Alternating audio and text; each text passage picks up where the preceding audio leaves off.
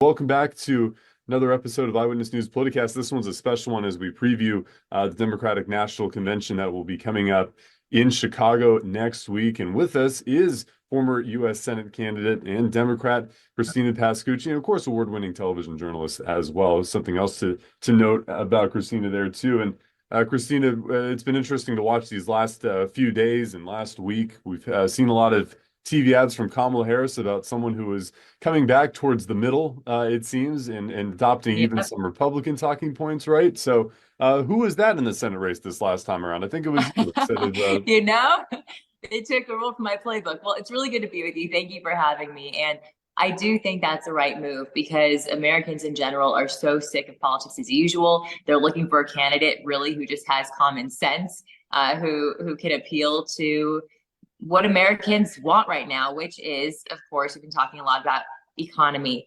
immigration, childcare, things that are really important to the everyday American. And so I think that Kamala Harris is going to try to appeal to that and go more to the middle, which is what we've seen. And it seems to be working if her poll numbers are any indicator of that. What do you expect from her speech too? Because I know everyone makes a big deal about the speech, and I guess kind of the second half of the Trump speech is where folks started to kind of fall off from him. And then, of course, the next week when Kamala Harris would ascend to become the president, what do you expect her to hit on in her speech, and how well prepared and well rounded do you think it will be, especially in more moderate policies in comparison to ones that may be more divisive? I've watched Vice President Harris for years, and in person, she is extremely compelling when she takes that stage. People are really captivated by her when she speaks, and I think we're going to see more of that energy that was a little bit subdued as she was vice president the last few years. So I expect her to talk about reproductive rights. I expect her to talk about unifying the American people, and of course, a lot of what she said in recent weeks, threat to democracy. I don't think there's going to be anything unusual or unexpected per se. A lot of the main points. I do think it's interesting. She hasn't spoken to any media or done an interview yet. And I do believe that after this speech, that will be her next focus. And Brittany, I wanted to bring you in on that too. What message do you think that she's going to try to bring to maybe Republicans that aren't interested in voting for Donald Trump? Well, on one hand, I certainly think that she's going to try to reach out to Republicans and say, listen, there's a place for you with me in this campaign. Obviously, there is that 10-15% that's sort of still up for grabs. That's Republicans, but there's also some disenfranchised Democrats there, right? So I think she'll definitely at least make that appeal that I'm your president too. But, I'll also point out that when she was first I know she still is first getting in the campaign, it's only been a few weeks, but when she was first announcing, she was sort of rolling back or, taking back some of those liberal stances like banning fracking and some other ones and like buying back guns, those sorts of things. But also yesterday, or this week, she said the things about the $25,000 for first-time home buyers. And though those sorts of things sound good on paper, Republicans know that that's just going to add to our inflation. So it's not just though I appreciate a sentiment of like, I'm here for you and I'm your president too. I really care about, what these disenfranchised voters care about, is the policy issues, and she's really going to need to make a play on that too. What do you think about people who are concerned about, and particularly those that are undecided, and perhaps the Republicans as well, that for lack of a better term, bought into Biden's look for the soul of America and the battle for the soul of America 4 years ago, and then were maybe left disappointed with the current economy of today, whether it was caused by a lot of government spending, or if it's just caused by things that they don't necessarily want to see a president tackle, issues that are maybe related to social issues, whereas opposed that they wanted to see things that were going to help their budget, especially during COVID, and it maybe doesn't help as much when you look back on it now. Do you expect her to make really these appeals, these policy appeals that will actually have an impact on these voters' lives? Well, everything that I've been seeing is that her campaign plans to actually wait until later in this cycle, even after she's elected as the next president of the United States, to really get deep into policy. What I've seen, when I was running for Senate, I came up with robust, specific policy. And when it comes down to it, voters are not swayed by that. They're more swayed by emotion and, how do they feel about President Trump being the next president of the United States versus VP Kamala Harris? Who do they think is going to more uphold democracy? Who do they think is going to unify Americans? And I think that's more overall what they vote for. And the polls are really showing that. When you look nationwide, the latest poll has Vice President Kamala Harris beating former President Trump by 3 points. And then when you look at people who aren't crazy about either candidate, her gap widens to 30 points. So that is significant. And if I were in the Trump campaign right now, I'd be really concerned about those numbers. Yeah, and Brittany, do you feel the same way about that? I mean, do you think that he's also number one capable of clawing back some points as well, given the current rhetoric of his arguments, as opposed to really making about policy, which I know a lot of Americans want to hear, instead of some of the attacks that he's been offering? I think that the former president is incapable of being subdued and often on message. We've seen it time and time again. I mean, even as recently as a few weeks ago, after the terrible assassination attempt, people were like, he's a changed man and he had to change his RNC convention speech. And perhaps, there were some things that were changed, but we've seen him revert back to the candidate that he always has been. So I would say that criticism is absolutely warranted for Trump. I think both of them, though, to Christina's point, I do know that politics is obviously very emotional, and you want, like the old adage, you want to vote for someone you can have a beer with, right? Like we want someone that we can connect to, of course. I think that both campaigns haven't done the best job so far with those plans. Granted, though, the first debate is coming up in a few weeks. So, of course, you might want to be saving some of those things for the debate stage and when people are tuning in then. But as far as Trump himself, yeah, I think he needs to cut the rhetoric. I think that's always been a criticism of his, that he needs to cut the rhetoric. Unfortunately, he has not been the best at doing that. But people are tired of those really vulgar personal attacks. Like, let's attack the policy because the substance is there to attack, but you want to make personal attacks instead. It's so bizarre to me. I don't know why you would do that. There's plenty there. And Christina, just to bring something up that we've been talking about earlier, of course, we have this debate coming up, and the Harris team is very much talking up these debates. They're talking up the DNC speech, they're talking up policy announcements, but they're not necessarily talking to the press. It's been a bit of an interesting thing to watch because I think a lot of people who watch us or watch major news outlets are seeing her in the media every single day, but then at the end of the day too, it's not a one-on-one interview, and it's not being pressed on important topics that we haven't heard from her yet, specific policy stances. Do you think at some point she needs to start talking to the press soon, and do you expect that at a certain point, maybe even after the DNC?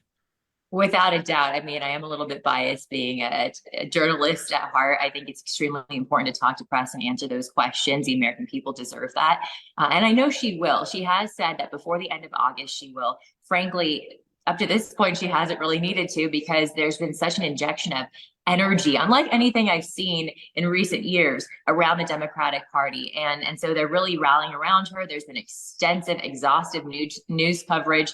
And so why would she detract from the headlines that are, as we're going into the DNC, there's a resurgence there again of news headlines. So I think it would serve her best to speak to the press as the DNC headlines are dying down, and then create a new headline for herself and her campaign. And I think that's what she'll do. I know everyone says California, it's a blue state. Everyone likes to say that it's going to be an easy win for Kamala Harris. But Christina, what should Californians be looking for in her speech specifically that speaks to them? I know it's not a battleground state, but it's a state that's her home state. Yeah, well, something personally that I thought about a lot recently is I haven't heard her speak a lot to the immigration piece. I mean, I know she started to try to say what she would do when it comes to immigration, but a huge criticism has been that she was the person charged with leading the immigration reform, or leading immigration reform, during her tenure as vice president. And we see that, it's been a disaster at the border. So I would love to hear her response to that, and just, to say it straight to the American people. This is what happened during my 4 years as vice president, and this is what I'm committed to going forward, and this is how things will be different, because I think that's a big question a lot of people have, and immigration is top of mind for Californians. And we remember all your work too, going down to the border, also speaking with a lot of folks here in town. Of course, you're bilingual and someone who is able to reach out to a lot of voters that folks maybe who have been coming through recently don't have that same ability to do. And we thank you so much for taking the time with us and being able to still tell stories and jump on the air with us today. Thank you so much, Christina. Thank you, Will. You're one of the best. And now that Christina has jumped off, I want to talk about maybe some issues that the DNC could possibly have with as far as optics are concerned, and maybe even safety is concerned, with the possibility of protesters that could be at that event in Chicago. Of course, historically, back in the day, there were similar protests to the Vietnam War back in 1968. This time around, you have pro-Palestinian protesters and a lot of Republicans, even some Democrats, would make a statement that you have some pro-Hamas supporters because they're just people that are there to cause harm and cause chaos. What do you make of what their impact would be on this convention? Do you think it will be an impact on this convention? Well, the security measures are in place similar to the RNC, and particularly as there was just an assassination attempt on the former president about a month ago. So, of course, security is going to be even tighter than had that not happened. The barricades are up and, all of that. So getting into the zone would be very difficult. But of course, the optics of protesters isn't the best thing. I was at the RNC, and though I'm sure there were like some protesters, there's always going to be protesters for some big political event. It wasn't anything extensive, and it wasn't really anything that I saw covered.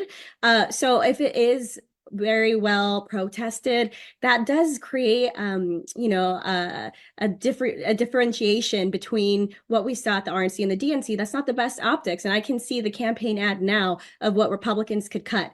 And I'll also say I think it is kind of weird that these protesters are hitting the Democrats where perhaps they agree with some of the policies, particularly when it comes to the Palestinian state issue, as opposed to Republicans. And maybe they're would make more sense to protest someone who isn't on the same page as you, but perhaps they think that this is a good way to win them over and really get them on their side as opposed to a lost cause, perhaps. But I think that, there's going to be plenty of security and that everyone will hopefully will go off very well and safely. It seems like it's one of the issues because it's most of these protesters are coming from a position of being very progressive to almost, very far left. But at the end of the day, you would think, as you're saying, that they would kind of come home to roost once it's time to actually vote at the ballot box. But it seems to be about pushing that candidate and several candidates, as it is the DNC, further as they can to the left, especially as it comes to this issue of a Palestinian statehood and a ceasefire. This, of course, on the heels that we're getting some news today that they're closer than ever. It seems to be a ceasefire. There was a joint announcement this morning from Qatar, Egypt, and the United States. How important is it, I guess, for this issue to be resolved to the best of its abilities for the Democrats come this November? Because if you still have a war that's ongoing through November and you don't have a ceasefire deal in place, does that hurt Democrats at the ballot box? Well, I think there's been a lot of criticism already from that liberal left-wing part of the party towards Democrats on this issue. And the concern was that these voters wouldn't come out and vote when it was President Biden who was running. Now that we have the vice president who is running at the top of the ticket, I think that changes things. I do think that she is more liberal than Biden. I think of Biden as a statesman, a blue dog Democrat. Like, of course, he's trended more liberal over the years, but that's just like the direction of the party in general anyway. So I do think that she still has an appeal to those voters. And ultimately, I think that those voters, like maybe, it's not left enough, but the other option is a second term of President Trump. So it's to cut your nose to spite your face. I think a lot of these protesters are probably also young, college age, and passionate. And so, when you are of that age and really excited and enthusiastic about the things that you believe in, you might not think of the full picture. But I think that they're probably smart enough to, in theory, think about that distinction. And one last question on this too. I know that a lot of people, and of course, you have to figure there are going to be campaign ads, especially maybe in the Midwestern states, as opposed to here, when it comes to this question of Walz and Vance, about Walz's handling of the protests and the riots that unfolded in Minneapolis. You're going to probably see the potential of some similar scenes in Chicago if security is not as well taken care of in that area. Is that going to be an issue for that campaign? If you start seeing those ads that are going to be coming out, they're inevitably going to be coming out in those states.